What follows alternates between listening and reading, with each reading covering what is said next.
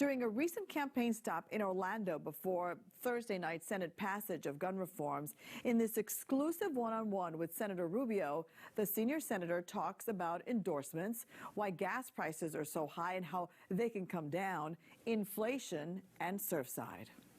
If the Republicans win, what are you going to do and the rest of your party going to do to help the economy? Well, the most important thing we have to do right now is bring down fuel prices, because the price of everything begins with the price of fuel. Food, medicine, clothing, all that has to be transported. So if diesel prices continue like they are right now, say they increase by another 20%, the price of everything has to go up by 20%, because that's how much it costs to ship it. So producing more American oil, providing more production of American oil is critical to bringing down inflation. The second is not pouring more government money into the economy right now. That is actually what hypercharged the current inflation we have. More money chasing less goods equals higher prices. Biden put $1.9 trillion in our economy last April. Let me go back to your point of if we have domestically made sources of fuel. How do we do that? Why hasn't that happened? Well, there's two reasons. The first is the main one is because you have an administration that's telling everybody we're not going to be using oil in 10 years. So why would a company invest money in a facility that you need at least 15 years using it just to break even, right, to pay for the cost of the new investment? Why would they do that when you're telling them that in 10 years, oil is evil and in 10 years everyone's going to be driving a battery-powered car? I'm not saying we shouldn't have electric cars, but don't expect an industry to produce more things if you're if you're telling them you're going to put them out of business.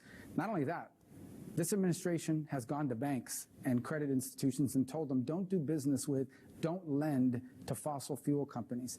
And then on top of everything else, people forget sometimes oil and natural gas, you have to transport it. Pipelines are the way to do that.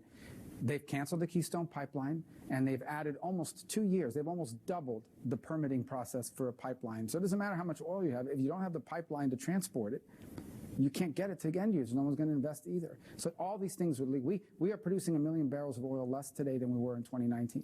Why? Because of these regulations. Because today, why would a company... I listened to the president earlier this week start screaming at the oil companies to refine more oil. To refine more oil, you need to open up more refineries.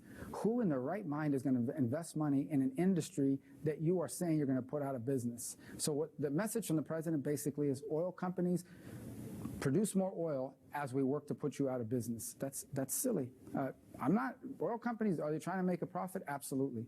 But the key is they all are. So if today one company is making too much money, some other company is going to come in and undercut their price to capture market share. That's how capitalism works.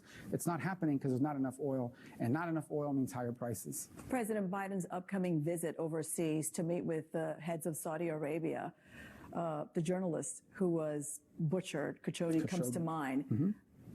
Even some people within his party have criticized him, but he says he has to get over there to try and figure things out to lower the prices back home. To that you say what, Senator? Well, I have no problem with him meeting with the Crown Prince of Saudi Arabia. I've criticized the Crown Prince of Saudi Arabia. I have problems with the things he's done, and Khashoggi is one of them. But it's also an important geostrategic ally for us. They are a counterweight to Iran in that region. And so even there's got to be some pragmatism in American politics. My problem is not that he's going to talk to them. My problem is that why do we think the solution to the problem is more Saudi oil? What's the difference between Saudi oil and American oil? If oil, as they claim, is terrible for the environment, terrible for the future, then are you telling me that Saudi oil somehow is cleaner than American oil? Why would we depend on other countries for this? Haven't we learned the lessons from the pandemic? We have the ability to do two things at once.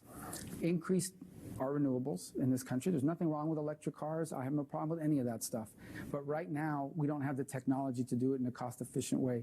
You cannot power an affordable, modern, 21st century economy on solar panels and electric cars alone. We need oil and we need natural gas, and the more of it comes from America, the less we're going to pay for it, the less dependent we are, the less vulnerable we are, and the better off we're going to be.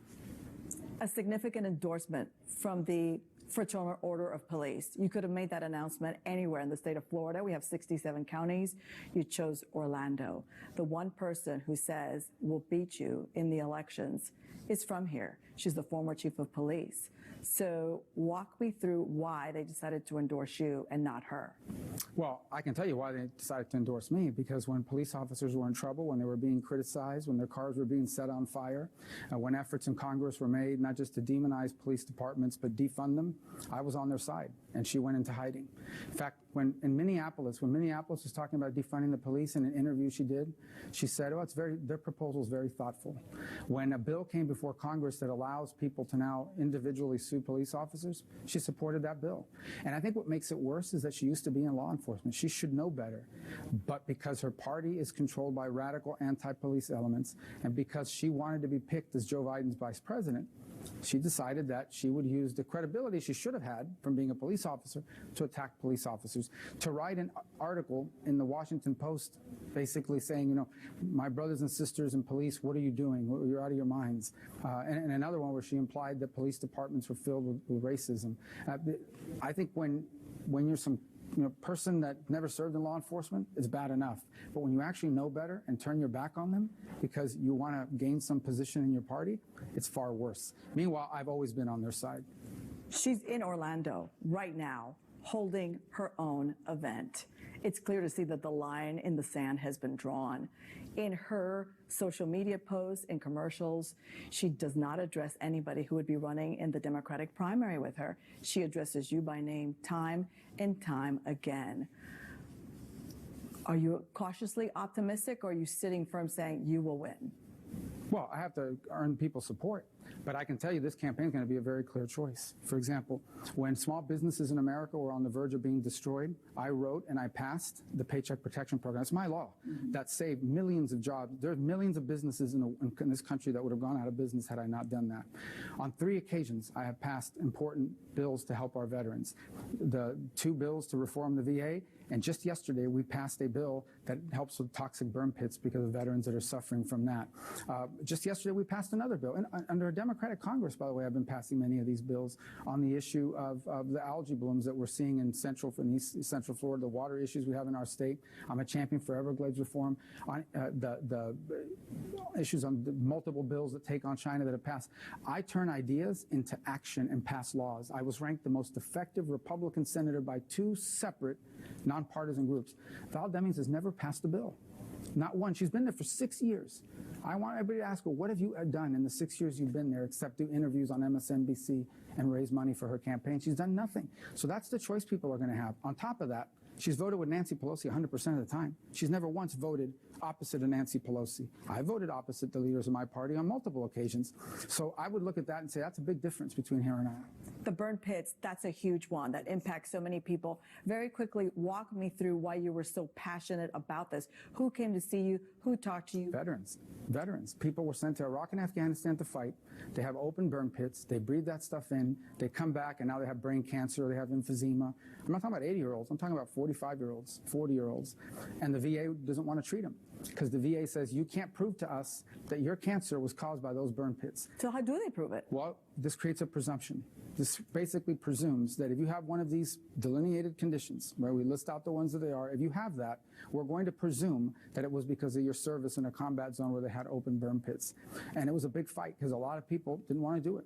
They thought it cost too much money. And I'm thinking, well, we're going to send $40 billion to Ukraine. We don't have money to take care of our veterans. So we got it passed yesterday in the Senate. Hopefully the House will pass it next week, and the President will have a chance to sign it before the 4th of July, I hope. Surfside, your thoughts as to the legislation? I know it's at a state level, but that's your neck of the woods, South Florida. Well, we never want to see that happen again. I think there's more awareness now about some of the dangers that might exist in some of these buildings. But obviously, the federal entity that's done the basic research on it isn't even back with a report yet on what caused it. But I think what we know enough about now is that clearly that was a building that had very significant design flaws and vulnerabilities that were not addressed. There's a sister building right next door to it that did have the maintenance work done, and it's still standing. So there was a big mistake. Obviously, this is not a federal law. It's a state issue. And I know that they're going to continue to work on trying to fix that because it was a terrible tragedy. We're still interacting with many of the families today who have a number of issues related to benefits or something from the government. Or if we get on the 1-year anniversary, it's still a heartbreaking reminder of what happened.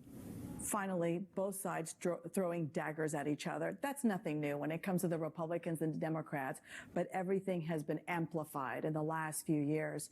So my question to you, when it comes to what some call sensible gun reform, there is bipartisan work happening with Gillibrand and others, but we're almost there.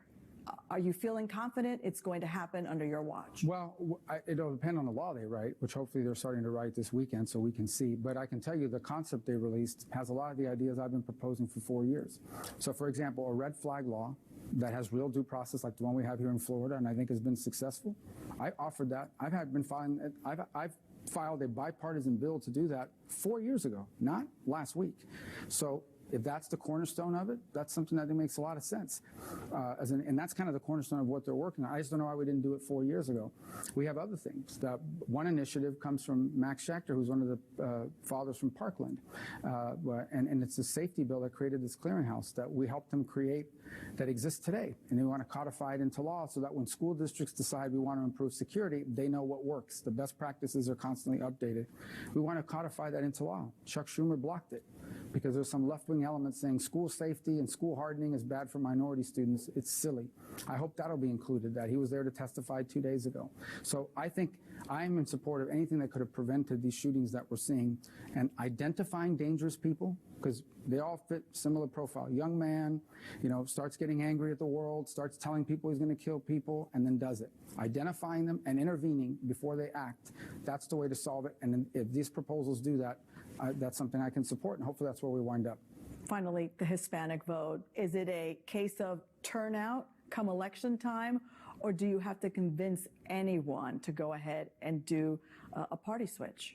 Well, I think people in Florida, obviously, general election, doesn't matter what you're registered as, you can vote for the other party. I mean, we've benefited from that in the past, but I would always caution people, the Hispanic vote, yes, they're Hispanic, but they're also working class and small business owners. They work for a living or they own a small business, and they care about what everybody else cares about. They want their kids going to school without being indoctrinated.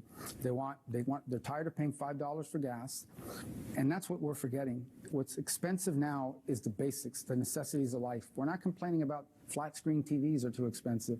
It's gasoline, food, housing, and clothing. The very basic necessities of life are becoming unaffordable for people who work full-time and own small businesses who are doing well, but yet the prices are growing even faster than their wages or faster than their business.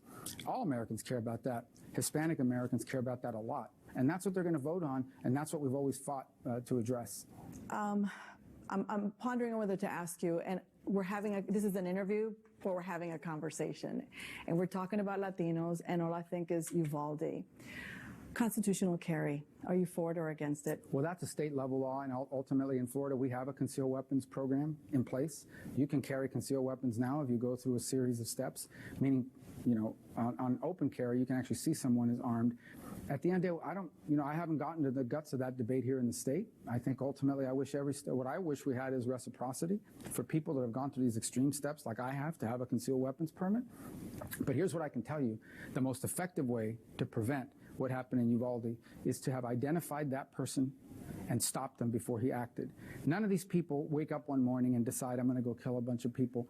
It is a pattern of behavior. They are telling people. This guy was putting up pictures of a bag full of dead. Red flags. Well, a bag full of dead, dismembered cats. He was telling people, I'm going to kill someone, and no one intervened and stopped him. We have to have the ability through the Eagles Act, another bill that I'm involved in, to identify them through a threat assessment center, and then we have to have a mechanism to go out and grab them, to be able to go to police and say, this guy's going to shoot people, we better stop him before he does it. We don't have that in place right now. All these guys are passing background checks because there's no red flag on it, and that has to end. That's how you stop these shootings.